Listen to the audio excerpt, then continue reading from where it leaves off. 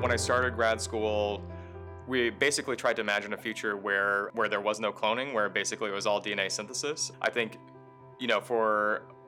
for a lot of us in the field, we kind of saw this as an eventuality, but I don't think we realized how fast it would actually happen.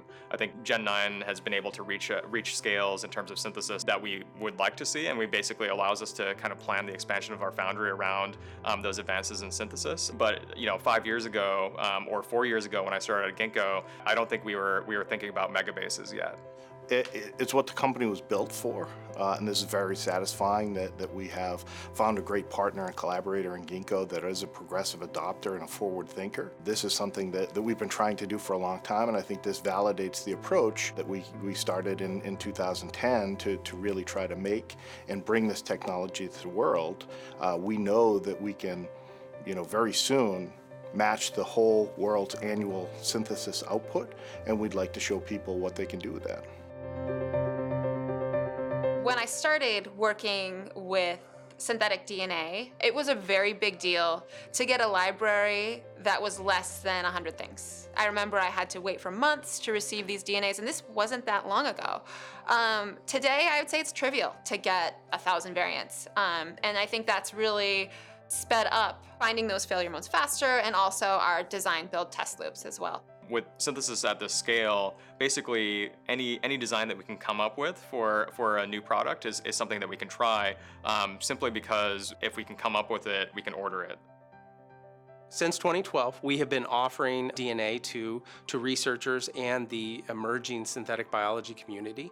I think that Ginkgo is really exemplary in this space because they do understand the value of DNA synthesis in what they are producing, and so the partnership really that we see between Ginkgo and Gen9 is incredibly strong.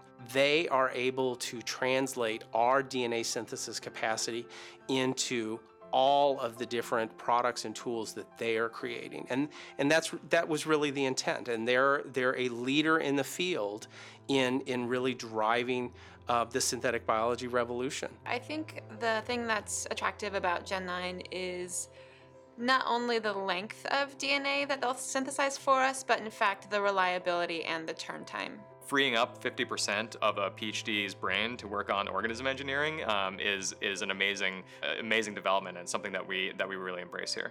If you're not cloning in the lab, what are you doing with your time, right? It means that a lot of the people at Ginkgo, rather than spending their time cloning, are spending their time, thinking about their projects, figuring out what experiment's going to be next. Biology is constantly surprising me, and so being able to really open up that pool of what we can actually synthesize and receive in-house faster, I think just makes the science that we do that much better. What Ginkgo wants to do, and other synthetic biology companies like Ginkgo, they are taking this DNA and they're able to survey more options for the engineering projects that they have. There's more opportunity to create new and different, in their case, fragrances, flavors.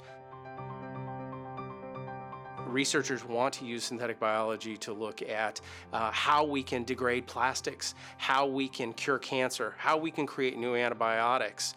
So this gives all of those researchers a better chance of finding novel and new pathways to having a successful product. Our technology in general frees up researchers to focus on designing better, and then testing better. That's very important to us, to take the work out of the scientific researchers so that they can focus on what they're trying to do and ultimately save the planet.